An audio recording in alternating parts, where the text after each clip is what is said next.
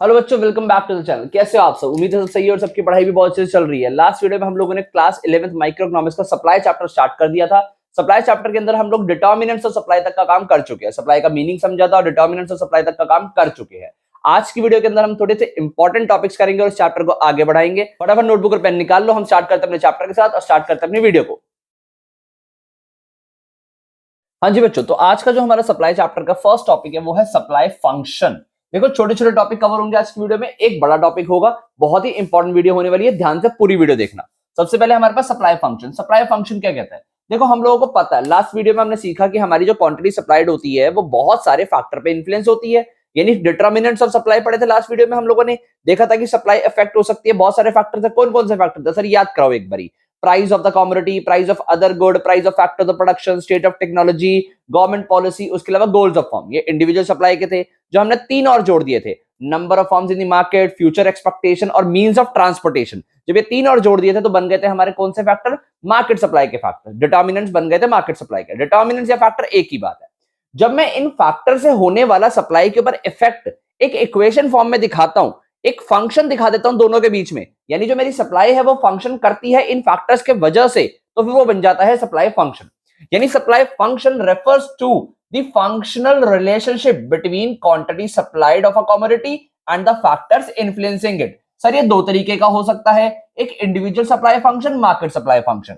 अगर मैं बात करूं सप्लाई फंक्शन को इक्वेशन में दिखाने की, तो supply function is the functional relationship between the factors influencing it. ध्यान से देखना, सबसे पहले factor, sir supply of a commodity x functionally relate होगी प्राइस ऑफ एक्स से, फिर प्राइस ऑफ रिलेटेड गुड से, sorry price of other good से। यहां रिलेटेड नहीं, यहां अदर गुड आता है। रिलेटेड गुड तो डिमांड में आता था। फिर उसके बाद price of factors of production से, फिर उसके बाद सर क्या था हमारे पास? नेक्स्ट हमारे पास क्या आ गया था यहाँ पे? नेक्स्ट था स्टेट ऑफ टेक्नोलॉजी। फिर था हमारे पास टैक्सेशन पॉलिसी ऑफ गवर्नमेंट और गोल्स ऑफ द फर्म। अगर मैं इन सारे फैक्टर्स का इन्फ्लुएंस देखूं सप्लाई पे, फंक्शन रिलेशनशिप दिखा दूं, तो बन गया इंडिविजुअल सप्लाई फंक्शन।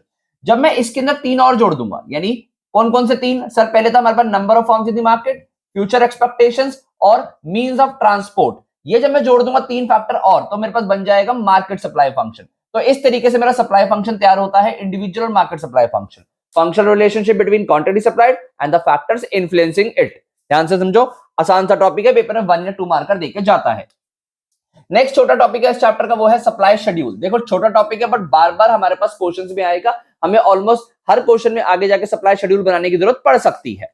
देखो, सप्लाई शेड्यूल, याद करो डिमांड जब किया था हमने एक शेड्यूल बनाया था जिसके अंदर दिख रहा होता था कि various quantity demanded at various prices. यहां पर भी यही है, यानी various quantity supplied at various prices. तो supply schedule refers to tabular statement of various quantity supplied at various prices during a given period of time. तो देखो, हमारे पास सप्लाई शेड्यूल भी दो तरीके का हो सकता है, क्योंकि सप्लाई दो तरीके की हो सकती है, एक इंडिविजुअल सप्लाई शेड्यूल और एक मार्केट का सप्लाई शेड्यूल। अगर मैं इंडिविजुअल सप्लाई शेड्यूल की बात करूं, तो इंडिविजुअल सप्लाई शेड्यूल में हम लोग किसी एक सेलर को लेकर चलते हैं, यानी एक सेलर की सप्लाई एट वेरियस प्राइसेस। और अगर मैं मार्केट सप्लाई शेड्यूल की बात करूं, तो मार्केट सप्लाई में हम लोग मार्केट के सारे सेलर्स को लेकर चलते हैं कि वेरियस प्राइसेस पे मार्केट में सब ने कितना कितना बेचा। यहां पर मैं for the sake of simplicity दो सेलर्स लेकर चल रहा हूं, सेलर 1 सेलर 2, यानी सेलर ए और सेलर बी।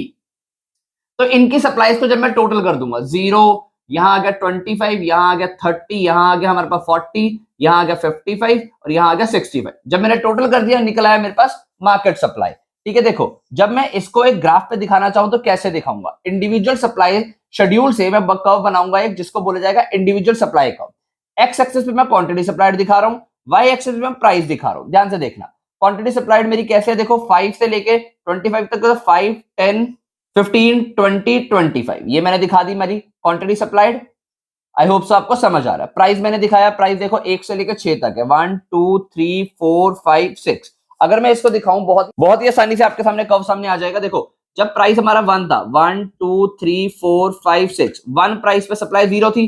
देखो 1 प्राइस पे 0 सप्लाई है। जब 2 प्राइस हुआ तो सप्लाई हो गई 5 यूनिट की। ठीक है, यहां पर आया। 3 प्राइस हुआ, सप्लाई हो गई थी हमारी 10 यूनिट की। ठीक है, फिर जब 4 प्राइस हुआ, हमारी सप्लाई हो गई थी 15 यूनिट की, 5 पे 20 थी और 6 पे सर हमारी सप्लाई हो गई 25 यूनिट की। आई होप सो समझ आता है। देखो यहां पर हमारी सप्लाई इतनी आ गई है, 2 पे 10 हो गई है, सॉरी 3 पे 10 हो गई है, 4 पे 15 है, 5 पे 20 है और 6 पे हमारी सप्लाई जो है 25 है। जब मैं सप्लाई कर्व बनाऊंगा तो इस तरीके से एक upward curve, upward sloping curve जाता हुआ दिख रहा है आपको, ये मेरा सप्लाई कर्व बन गया। ये कौन सा सप्लाई कर्व बना है सर? Individual supply curve. याद करो हमने बचपन में पढ़ लिया था कि हमारी क्वांटिटी सप्लाइड के अंदर और प्राइस के अंदर पॉजिटिव रिलेशनशिप होता है। सर प्रूफ भी हो रहा है, ये देखो प्राइस इंक्रीज हुआ है 1 2 3 4 5, सप्लाई भी बढ़ी है। यहां पर देखो प्राइस ऊपर गया है, सप्लाई भी बढ़ी है, तभी हमारा जो शेप है कर्व की वो अपवर्ड स्लोपिंग बनती हुई दिख रही है। ये चीज क्लियर होना बहुत जरूरी है प्रोड्यूसर पॉइंट ऑफ व्यू से। प्रोड्यूसर हमेशा चाहता है ज्यादा प्राइसेस पे ज्यादा बेचे, तो पॉजिटिव रिलेशनशिप देखने को मिल रहा है। जब मैं ऐसे ही एक मार्केट सप्लाई का कर्व बना दूंगा, यानी इसके अंदर मैंने इंडिविजुअल सप्लाई ली थी, यहां पर मैं मार्केट सप्लाई ले लूंगा। 0 से लेके 65 तक है, कितना कितना गैप ले लें सर? हम 15 का ले लें। 0 15 30 45 60 एंड देन 75।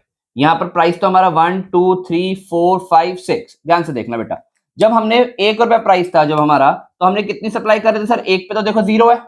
जब 2 रुपए प्राइस हुआ, हम सप्लाई कर रहे थे 25 यूनिट की, यानी यहां पर कहीं आ जाएगा, ठीक है। 2 रुपए हमने 25 यूनिट्स की सप्लाई करी है। ऐसे ही जब मैं सारी यूनिट्स की 3 4 5 6 वेरियस प्राइसेस पे सारी सप्लाई लूंगा, तो हमारा जो कर्व है ना वो कुछ इस तरीके से बनता हुआ आपके सामने आ जाएगा, स्ट्रेट लाइन अपवर्ड स्लोपिंग ही बनेगा। बट ये जो मेरा सप्लाई कर्व होगा मार्केट सप्लाई, इसमें तो दोनों सेलर्स की सप्लाई है ना, ए प्लस बी की, तो ये जो कर्व बनेगा ना वो थोड़ा सा फ्लैटर बनेगा। क्यों? क्योंकि देखो सप्लाई का प्रपोर्शन बढ़ गया है, प्राइजेस वही के वही है। इधर सप्लाई और प्राइस देखो, ये एक सेलर की सप्लाई थी, सप्लाई कम थी, सप्लाई ज्यादा हो गई है सेम प्राइस पे, तो इसीलिए जो कर्व है थोड़ा ज्यादा फ्लैटर बनेगा। इंडिविजुअल सप्लाई का वुड बी स्टीपर। तो आई होप सो आपको समझ आता है। बच्चों अभी जो हमने इस चैप्टर के टॉपिक किए बहुत ही छोटे छोटे और आसान टॉपिक किए हैं, ये पेपर में आने लायक टॉपिक ज्यादा खास नहीं होते, बट हाँ ये बेस बनाने के लिए बहुत अच्छे टॉपिक है। अब जो टॉपिक करेंगे law of supply, law of supply का जो टॉपिक है पेपर में आना ऑलमोस्ट कंफर्म होता है, बहुत सारे छोटे छोटे टॉपिक उसके अंदर खुद ही आ जाते हैं। तो चलिए करते हैं लॉ ऑफ सप्लाई का टॉपिक और इस चैप्टर को आगे बढ़ाते हैं। हाँ जी बच्चों, नेक्स्ट टॉपिक है लॉ ऑफ सप्लाई। चैप्टर का सबसे ज्यादा इंपॉर्टेंट टॉपिक में से एक, ध्यान से समझिए। लॉ ऑफ सप्लाई सर हमने किया तो लॉ ऑफ डिमांड भी था। क्या कहता था law of demand? Sir inverse relationship between price and quantity demanded.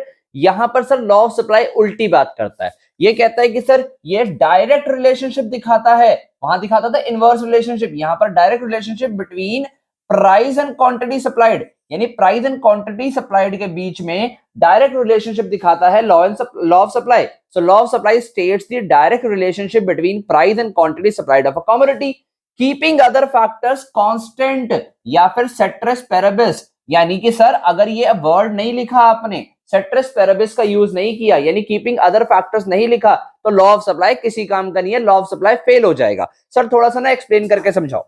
देखो बेटा यहां पर बात आई कि प्राइस और क्वांटिटी सप्लाइड के बीच में डायरेक्ट रिलेशनशिप, यानी प्राइस मूव होगा सप्लाई भी मूव होगी, प्राइस डाउन होगा सप्लाई भी डाउन होगी, ये अप तो ये अप, ये डाउन तो ये डाउन, ऐसे रिलेशनशिप चलेगा। बट कुछ सारे फैक्टर ऐसे हो सकते हैं जब ना प्राइस में इफेक्ट आए बिना सप्लाई चेंज हो जाती है, तो हमें वो सारे फैक्टर ना यहाँ पर कांस्टेंट मान के चलने हैं। सर वही सारे फैक्टर ना हमारा टॉपिक बन जाता है assumptions of law of supply, यानी ये फैक्टर हमें कांस्टेंट मान के चलने होंगे अगर हमें लॉ ऑफ सप्लाई का ट्रू प्रूफ करवाना है, तो अदरवाइज हमारा लॉ ऑफ सप्लाई कभी ट्रू नहीं प्रूफ हो पाएगा। सर कैसे इनको करवाएंगे? ध्यान से देखो, हमें मान के चलना है कि price of other good remains constant. देखो मैं 2 गुड बनाता हूं, अभी मेरी जो गिवन कमोडिटी है मैं इसको मार्केट में बेच रहा हूं, ठीक है। इसका प्राइस मार्केट में बढ़ेगा तो डेफिनेटली इसकी सप्लाई करके मैं इस पे शिफ्ट हो जाऊंगा ना। देखो इसका तो प्राइस भी चेंज नहीं हुआ, इसका प्राइस बढ़ने से मैंने इसकी सप्लाई बढ़ा दी है, तो ये तो sir law of supply fail कर गया कि इसका प्राइस चेंज नहीं हुआ, इसका प्राइस कम नहीं हुआ था, फिर भी मैंने इसकी सप्लाई कम कर दी और इस पे शिफ्ट हो गया। तो ऐसे केसेस में लॉ ऑफ सप्लाई फेल ना हो, इसीलिए मैंने ये assumptions to law of supply बना दी, या फिर बोल दिया कि इन फैक्टर्स को मैंने कांस्टेंट रख दिया। ये यही वाले फैक्टर है जो मुझे कांस्टेंट रखने चलने हैं। और ये इन फैक्टर्स को याद करने का तरीका भी है, आप लोगों ने सप्लाई फंक्शन अभी याद किया, सप्लाई फंक्शन के अंदर फैक्टर्स लिखे थे ना, प्राइस को छोड़ के बाकी सारे फैक्टर्स यहां पर कांस्टेंट रखने हैं आपने। जैसे देखो प्राइस ऑफ अदर गुड को कांस्टेंट रखा, change in no change in the state of technology, technology में कोई चेंज नहीं आएगा। प्राइस ऑफ इनपुट, यानी इनपुट का मतलब factors of production remain the same, factors of production का प्राइस हमें सेम रखना है। और no change in the taxation policy, government की टैक्सेशन पॉलिसी में कोई चेंज नहीं आएगा। इसके अलावा फॉर्म के जो गोल्स होंगे उनमें कोई चेंज नहीं आएगा। तो ये सारे हमें फैक्टर्स जो है वो कांस्टेंट रख के चलने हैं, जिससे हमारा law of supply true proof होता रहेगा हमेशा। तो आई होप सो आपको लॉ ऑफ सप्लाई का मीनिंग, उसके अजम्पशन समझ आ जाती हैं, ठीक है। देखो लॉ ऑफ सप्लाई और क्या दिखा रहा है सर? देखो लॉ ऑफ सप्लाई जो है ना वो एक डायरेक्ट रिलेशनशिप दिखा रहा है between price and quantity supplied. Sir इसका कर्व कैसे बनेगा? देखो याद करो, आपका जो नॉर्मल सप्लाई कर्व होता है वही तो आपका लॉ ऑफ सप्लाई दिखा रहा है। याद करो हमने यहाँ पर क्वांटिटी सप्लाइड लिया था, यहाँ पर प्राइस लिया था, प्राइस ऊपर मूव हो रहा है तो क्वांटिटी सप्लाइड भी तो आगे बढ़ रही है। तो देखो इस कर्व के थ्रू लॉ ऑफ सप्लाई को बेटर अंडरस्टूड किया जा सकता है। और क्या क्या दिखाता है हमारा लॉ ऑफ सप्लाई? देखो लॉ ऑफ सप्लाई जो है ना वन साइडेड मूव करता है। वन साइडेड का मतलब कि जब हमारा प्राइस होगा ना इफेक्ट, तभी सप्लाई इफेक्ट होगी। सप्लाई की वजह से प्राइस कभी इफेक्ट नहीं होगा। हमेशा प्राइस के बेस पे ही सप्लाई पे इफेक्ट देखना है, यही हमारा लॉ ऑफ सप्लाई बताता है। तो ये थी सारी लॉ ऑफ सप्लाई की बातें। सर कुछ ना रीजंस है कि sir why law of supply operates, यानी लॉ ऑफ सप्लाई ऑपरेट करता क्यों है, ऐसा ही हमेशा क्यों होता है कि प्राइस बढ़ने पे सप्लाई बढ़ जाती है। देखो उसके रीजन, पहला रीजन वो कहता है प्रॉफिट मोटिव, यानी जब प्राइसेस बढ़ते हैं तो हर सेलर को उम्मीद होती है कि अब मेरे को प्रॉफिट ज्यादा होगा। देखो प्रॉफिट मोटिव, प्रॉफिट कमाने की इच्छा में हर सेलर अपना प्रोडक्ट ज्यादा बेचना चाहेगा बढ़े हुए प्राइसेस पे। यानी जब प्राइस बढ़ेगा तो मैं एक सेलर हूं, मैं प्रोडक्ट को ज्यादा बेचना चाहूंगा। तो देखो प्राइस ज्यादा हुआ, प्रॉफिट ज्यादा कमाने की लालच में मैंने सप्लाई ज्यादा कर दी ना, ज्यादा बेचना चाहा, तो रीजन बन गया लॉ ऑफ सप्लाई का, यानी लॉ ऑफ सप्लाई को ट्रू प्रूफ करवाता है reason. Second, change in number of firms, बहुत ही ज्यादा टेक्निकल है, आसान सा है, ध्यान से समझना। देखो क्या होता है जब ना मार्केट में प्राइसेस बढ़ जाते हैं, जो सेलर एग्जिस्टिंग सेलर है प्रॉफिट कमा रहे हैं बहुत अच्छा, तो मार्केट में ना उनको देख देख के नए सेलर भी आने का सोचेंगे, यार ये बंदा तो बहुत अच्छा प्रॉफिट कमा रहा है, इसका प्रोडक्ट तो बहुत महंगा बिकता है, चलो हम भी मार्केट में एंटर कर जाते हैं और ये वाला प्रोडक्ट बेचना शुरू करते हैं। तो जब मार्केट में न्यू फॉर्म्स एंटर होंगी तो ऑटोमेटिकली प्राइसेस बढ़े हुए, न्यू फॉर्म्स आ गई, सप्लाई भी बढ़ जाएगी, तो change in number of forms. Similarly जब प्राइसेस कम होंगे, कुछ सेलर्स बोलेंगे यार प्रॉफिट तो हो नहीं रहा, इतना सस्ता प्रोडक्ट बिकता है, प्रॉफिटेबिलिटी बिल्कुल डाउन है, तो वो मार्केट से छोड़ छोड़ के बाहर निकल जाएंगे। जब वो मार्केट को छोड़ के बाहर निकलेंगे सप्लाई कम हो जाएगी। तो नंबर ऑफ फॉर्म्स चेंज होने से भी मार्केट हमारी सप्लाई पे इफेक्ट आता है, लॉ ऑफ सप्लाई को प्रूफ करती है एक चीज भी।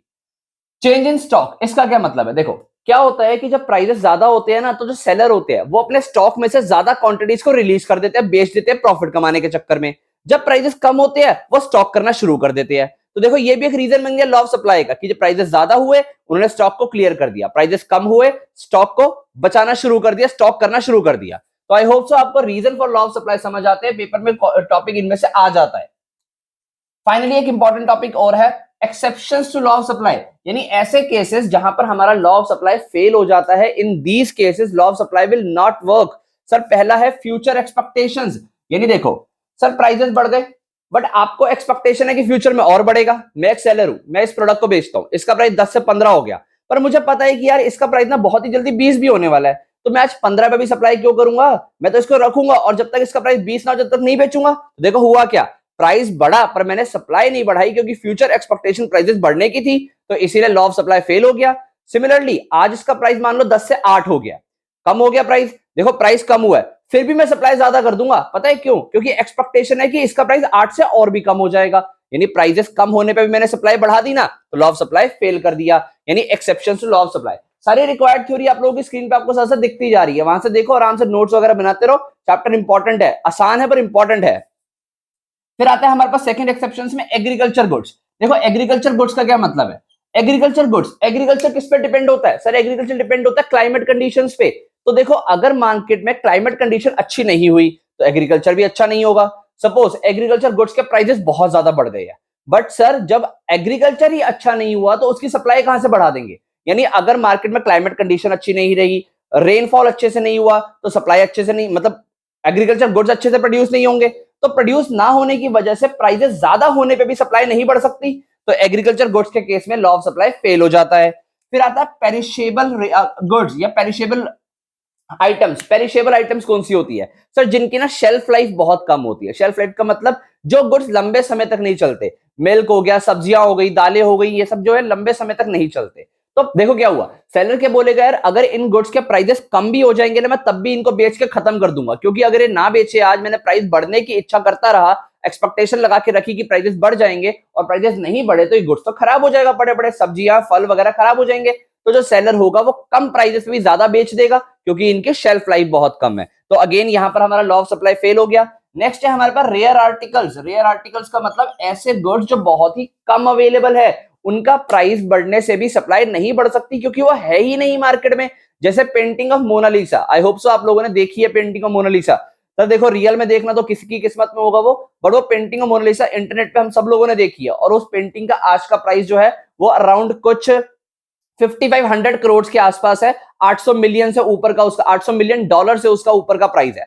देखो इतनी महंगी पेंटिंग है, अगर उसका प्राइस और भी बढ़ जाए, कोई बंदा है वो बोले नहीं तो मैं और भी महंगी खरीदने को तैयार हूं, इसका और प्राइस ज्यादा दे दूंगा, तो क्या प्राइस ज्यादा देने से उसकी सप्लाई बढ़ जाएगी?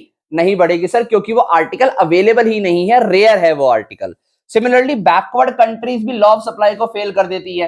कैसे फेल कर देती है? देखो, बैकवर्ड कंट्रीज के पास रिसोर्सेस तो होते नहीं है, तो अगर प्राइसेस बढ़ भी गए तो प्रोड्यूस कहां से करेंगे? Because they do not have the resources. तो रिसोर्सेज ना होने की वजह से वो सप्लाई नहीं बढ़ा सकते even when the prices are rising. तो इस केस में भी हमारा लॉ ऑफ सप्लाई फेल हो जाता है। पेपर के अंदर इंपॉर्टेंट क्वेश्चन है, पूछा जाता है इसमें से क्वेश्चन की exception to law of supply क्या हो सकती है। आई होप सो आपको समझ आया। लॉ ऑफ सप्लाई का छोटा सा टॉपिक था, खत्म हो गया है। नेक्स्ट वीडियो में हम लोग करेंगे इस चैप्टर के आगे के टॉपिक। आज की वीडियो के लिए इतना ही। आई होप सो सारे टॉपिक समझ आए हैं, सारे नोट्स साथ साथ बना लिए हैं।